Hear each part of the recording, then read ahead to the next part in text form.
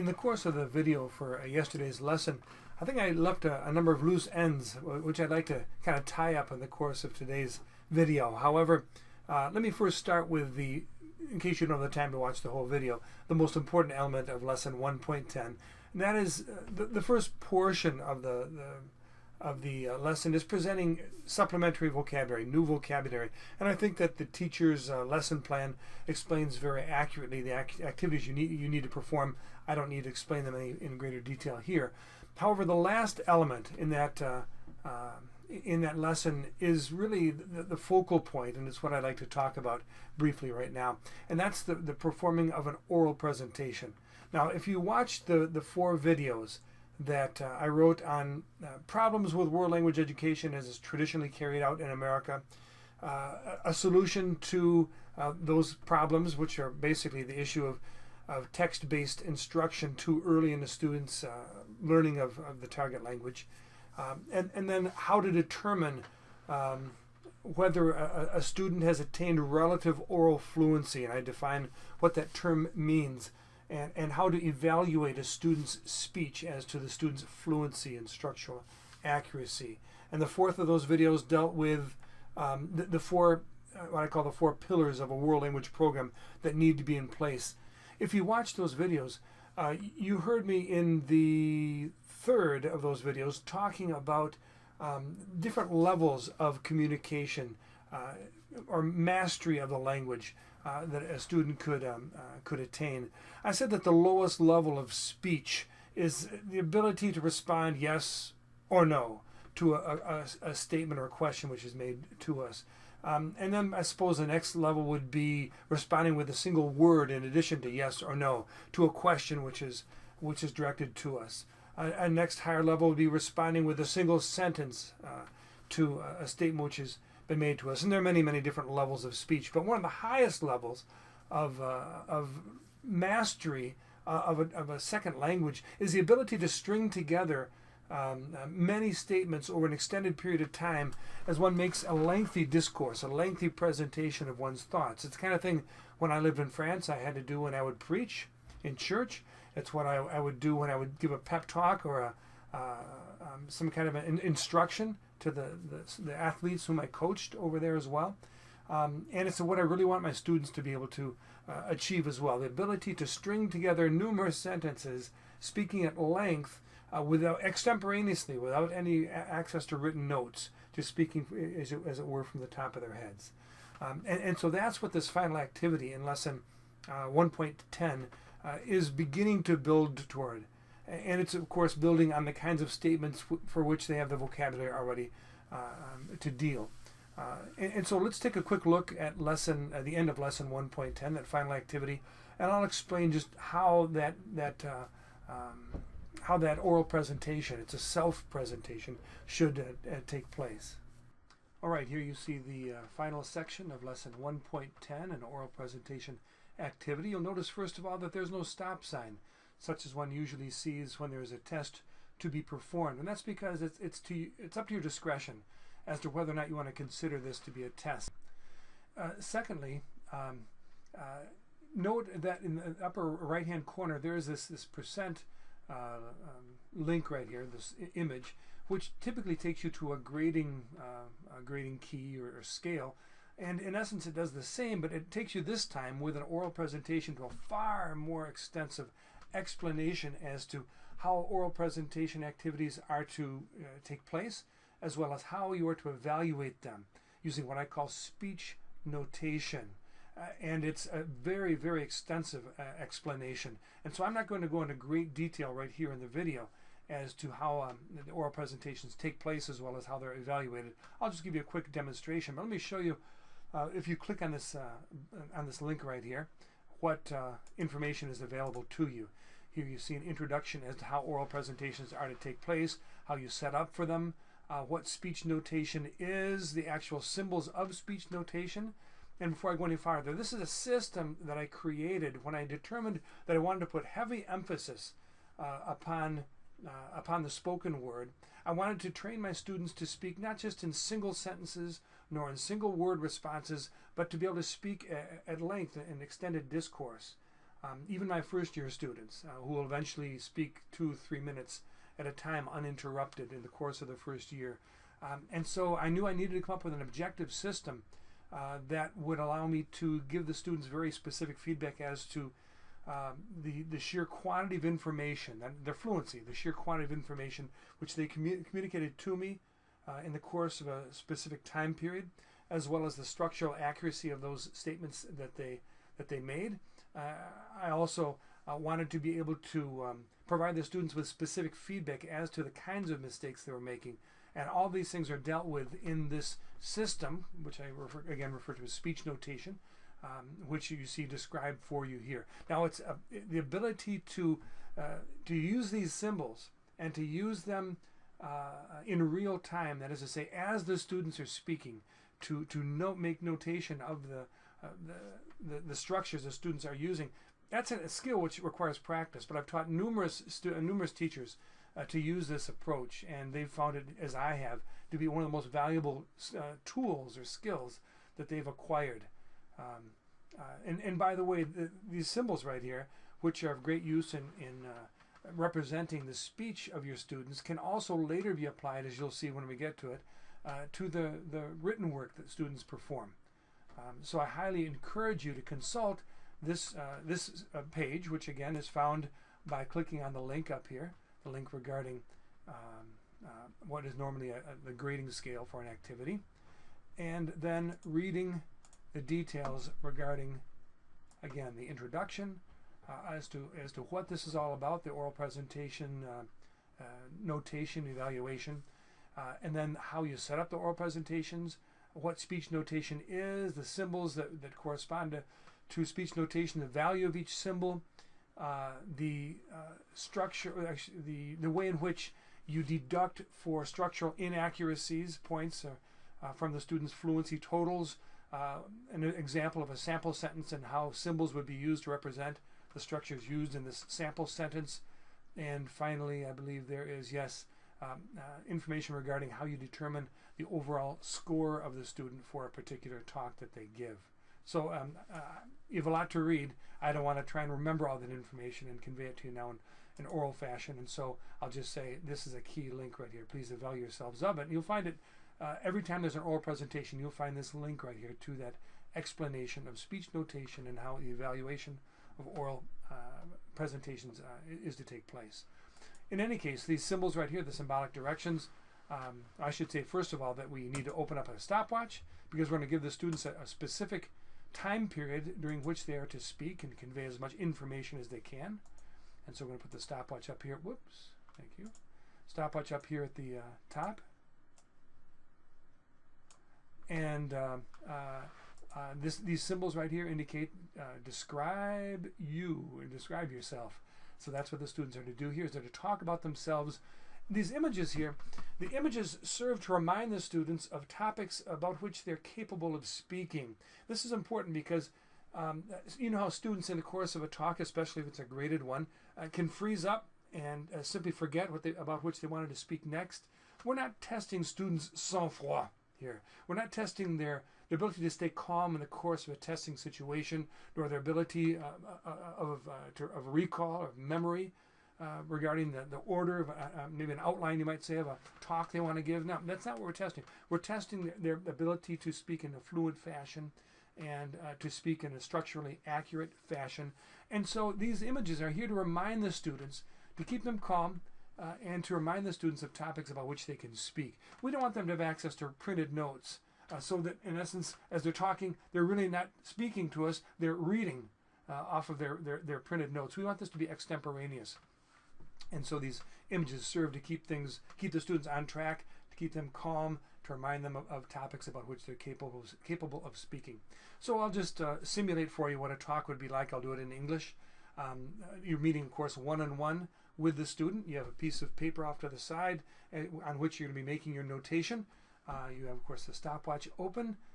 The image would be on the screen of these, or the lesson would be on the screen of these different images, so the student can refer to those images. You may choose to put the stopwatch somewhere where the students can't see it, because that can also, as they see the seconds ticking by, can tend to make them a little more tense than they need to be. So here we go. And by the way, note that as I talk about these topics, if I make an affirmative statement, for example, I live in the United States, it's fine for the student to say the inverse after they've said I live in the United States. They can say I don't live in Mexico or I don't live in France. You might say, that's not really great elocution. This is not brilliant oratory. That's not what we're measuring. We're measuring the student's ability to use the structures that we're working with. And so if it's fine for them to make an affirmative statement, then to just say the opposite right after in a negation, that's absolutely fine.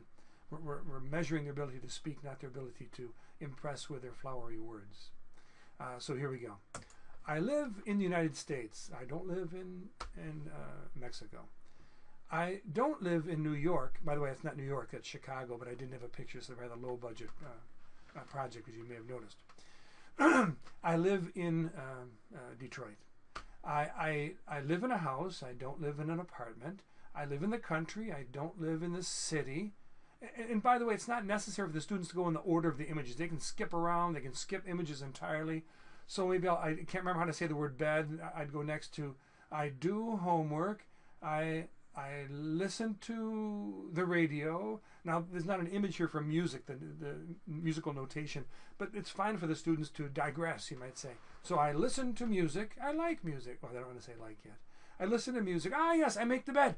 I listen to classical music. I don't listen to rock music. I wash the dishes and I wash my laundry. They probably don't know the word my either, but there's no problem with the students learning things from you as you use your hands, as you represent ideas with your body. No problem with them learning things which are not yet presented in the ULAT. You probably, by this time in the course, after 6, 7, 8, 9, 10 classes, you've probably said my a few times. And if you just use your hand, my laundry, they would have picked up on that word by this point. Okay, so that was an example of how these talks take place. We'll move on now to the few random comments, the loose ends I talked about, which I want to tie up from the last video. Okay, these should be kind of quick. These are the loose ends I wanted to tie up. First of all, in the last video, I really placed a lot of emphasis upon the intensity level within your classroom, upon no lost time, accountability on the part of the students with reference to how they use their time with the computers, how they stay attentive in the course of all the different activities within the class, so there's no time when they have the sense they can just sit back and relax. I earn the right to be that intensive, I would say, because first of all, you want to maintain a quick pace in which the students never lose concentration, of course, in any class. However, I think in my particular perspective is I don't give students homework.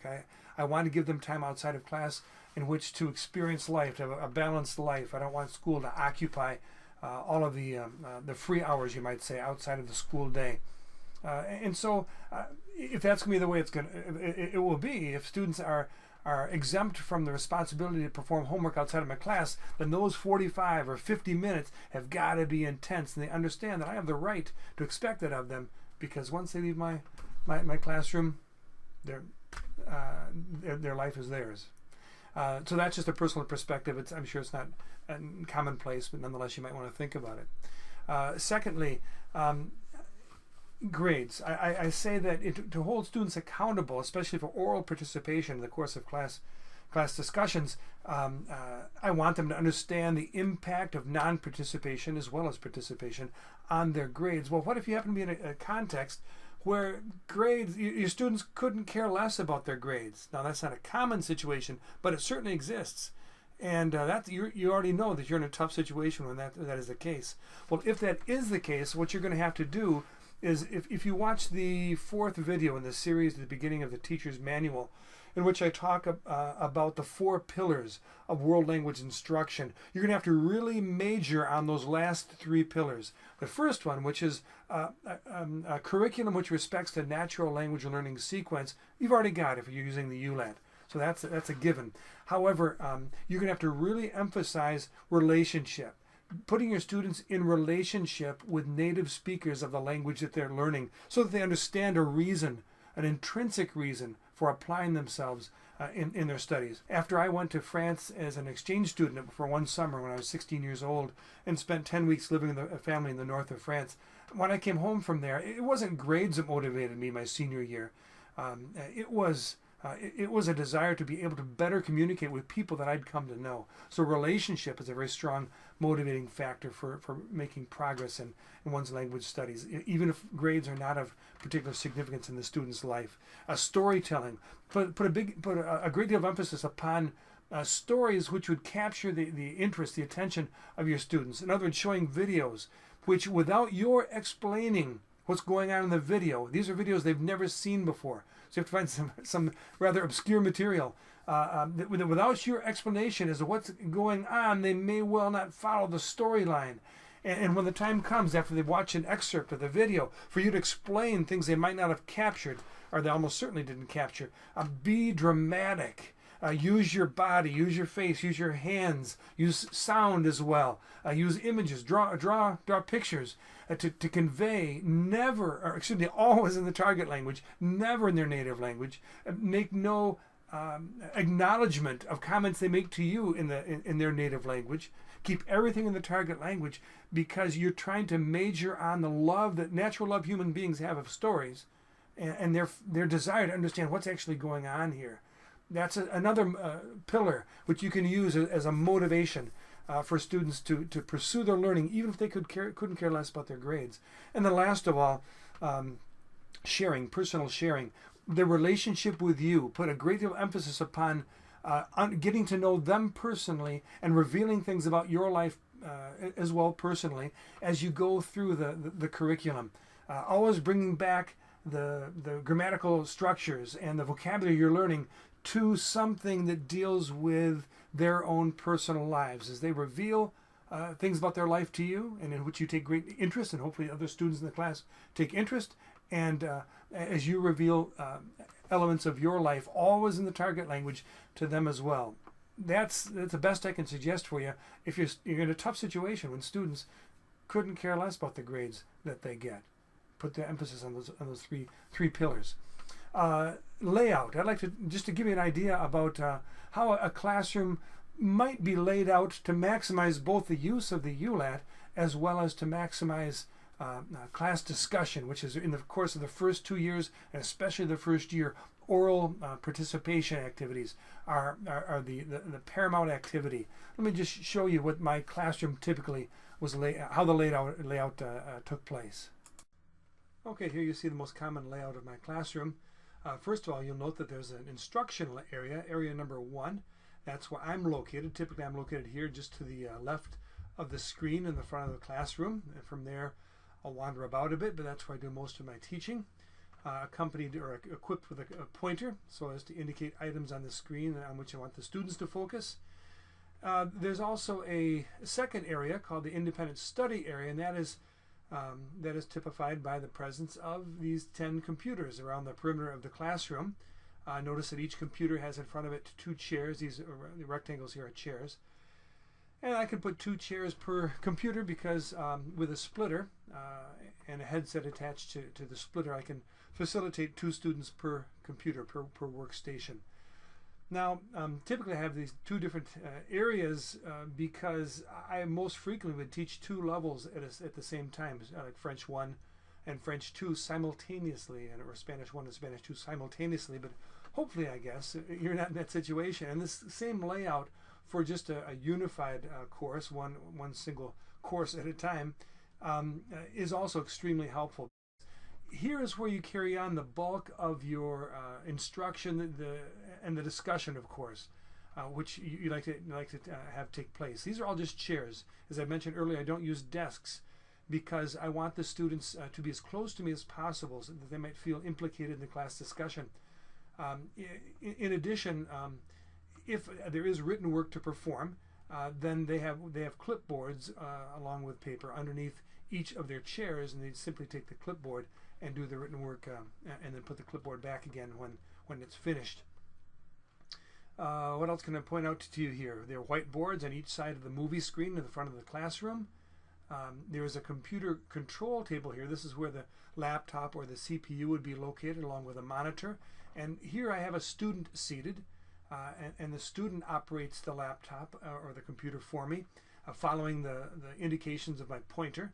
And this is because I want to have my hands free for instruction. I also want to have eye contact with my students, and so I don't want to be looking at the monitor and trying to direct the activities while my eyes are fixed on the monitor. And you see in the corner it says teacher's desk, and that's simply a place where I would do administrative tasks. I'd never teach from that area. That would be between classes during a free period. I'd sit there to do my work. Okay, 2 more quick comments. I mentioned last time, for example, in one of the activities in lesson 1.9, the students were to alternate giving responses to the images located on the screen, working in pairs. And I said you need to get across the idea to the students that they're to alternate in performing this activity. And of course, you always use the target language. Well, you may ask yourself, how do I get across this idea of alternate if the students have never learned that word? Creativity. You've got to be creative, you've got to be expressive, you've got to be dramatic. You use whatever tools you can come up with in order to convey your ideas, but never in their native language. And I'll talk about that in a second too. So, for example, if I want to tell them you're to alternate, I would point at one, maybe point at the first sentence, then I'd point at one of the 2 students. I'd say, you can understand this with the gestures. Tú dices uno, or tu dis numéro un, or you say 1. Then I point at the other student. You say 2. Then I point back at the first student. You say 3. And then I point at the second student. You say 4, 5, 6, 7, 8. They'll get there's always a way to communicate the most basic ideas if you're just creative and you give it some thought and you insist. You're stubborn about insisting on the use of the target language. They'll catch on. Be creative. And then last of all, this idea of native language. In the last video I said you don't want the students thinking in English, and therefore at that point I forgot that I'm also talking to ESL teachers, so please forgive me for that. What I mean is you never want the students to think or be addressed in their native language. So whatever their native language happens to be, don't use it. Okay, I think that's all for this video. I'll see you in lesson 1.11. Goodbye.